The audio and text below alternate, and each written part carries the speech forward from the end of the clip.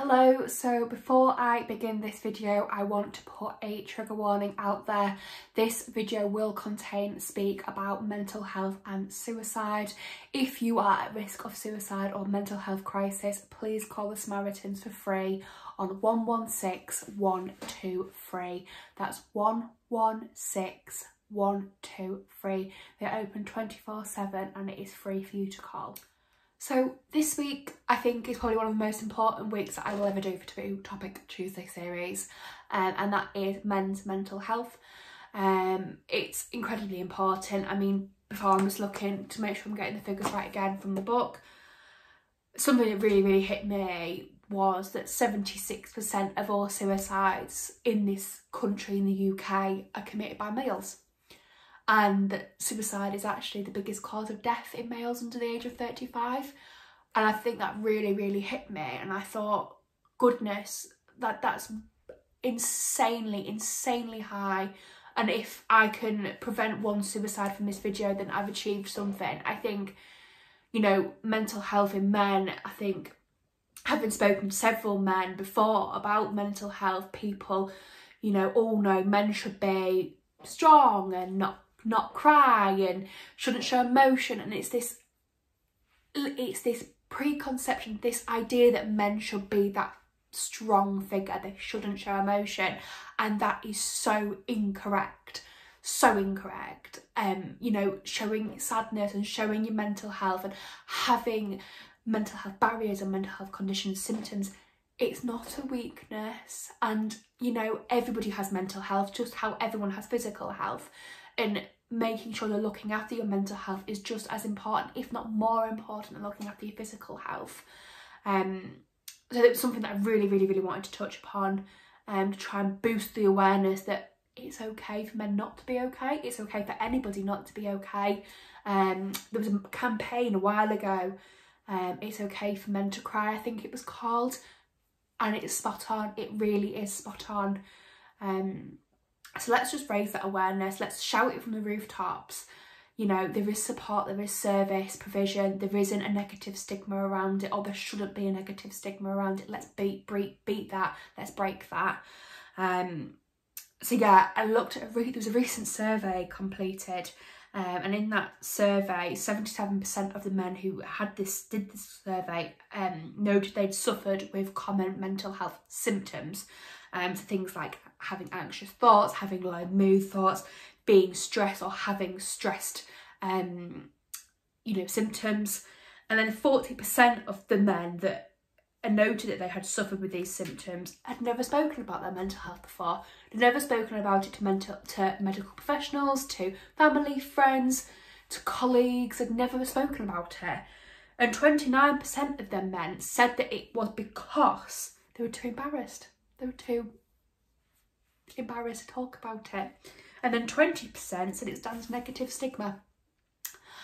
And if that doesn't scream out that there is something wrong, I don't know what will. That shouldn't be happening. We shouldn't have these barriers for men to talk about their mental health, for anyone to talk about their mental health. It's so important. It's something that I will always promote and drill on about, is that mental health should be talked about to help it, to help heal it, to help create solutions for them barriers, to help overcome these challenges that people face. It is so common. Everybody has, like I say, everybody has mental health, just like everybody has physical health, and it is important, probably more so than physical, you know, swings and roundabouts, to talk about it, to get help when you need it. You know, help is available for you. It depends upon your area, but rule of thumb, I would say, if you're struggling with your mental health, firstly, if you're in a mental health crisis, so if you are at risk of harming yourself by either suicide attempt or by self-harm or harming others, Samaritans or your local mental health crisis team, but Samaritans as a national rule of thumb for the UK, 116123. Put it as a trigger one to start with, free to call. They've also got an online chat, they've got a text message service. I'll leave the link in the bar below for you to look at if you want to see what other support they also do. I think they even have an emailing service, open 24/7, free for you to access. It's there for you. I would also say seeing your GP is another way to really get your local input.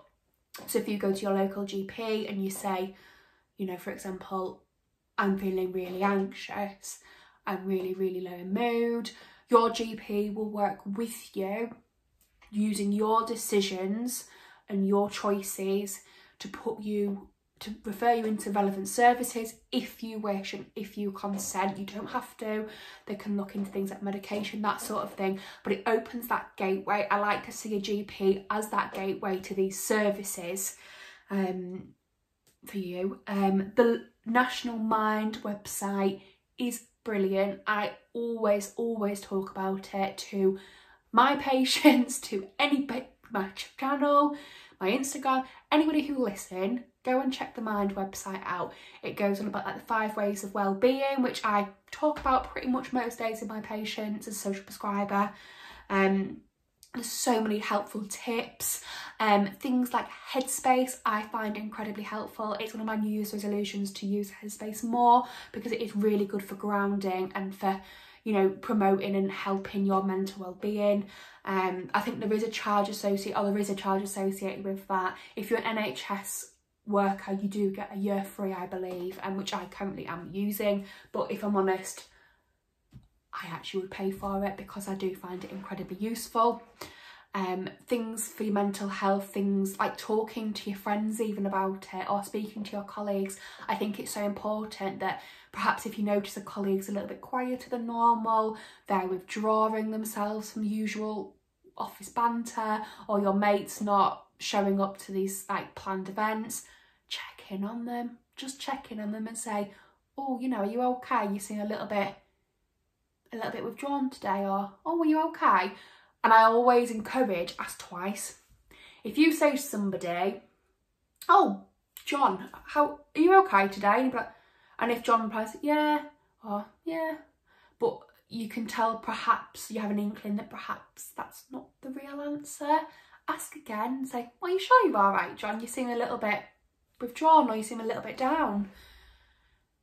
I'm sure John would much rather say, oh no, I'm fine, like, no, I'm absolutely fine, if he is fine, and be given the opportunity to express that he isn't, in the case that he isn't.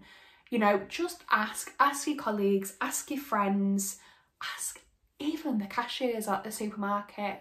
My partner always laughs, he's like, oh, you always babble on to them, but I think it's nice to actually say, oh, are you okay, you're having a good shift. It can boost people's moods. It's, you know, it's a human decency. But yeah, there is such a taboo, there's such a stigma around men talking about their mental health, or men expressing their emotions, and it absolutely baffles me that we are still in that train of thought in 2023. It's disgusting, quite frankly.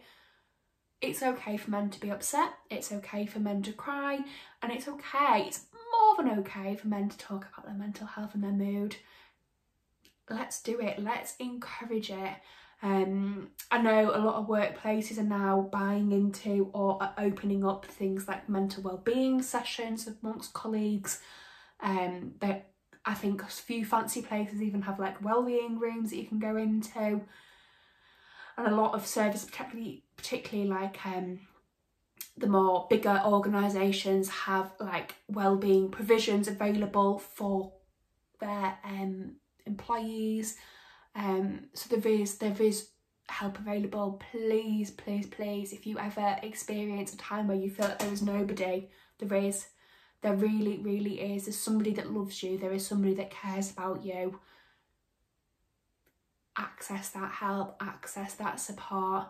Your GP will not mind, and I am 1,000,000% sure on this. Your GP will not mind if you go and see them because you're struggling with your mental health.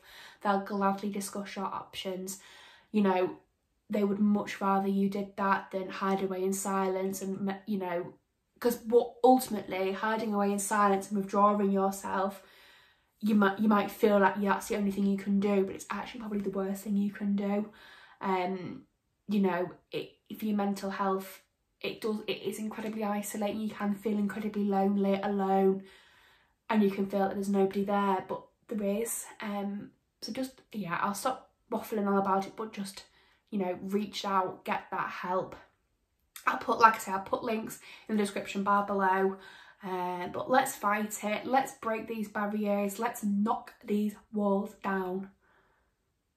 Like I say, with anything, if you've got any questions, queries, let me know. Any ideas for future Taboo topic series that you want me to cover, let me know. But yeah, a really important one today, and I would really appreciate your feedback and thoughts, and please join this campaign to break these barriers with me.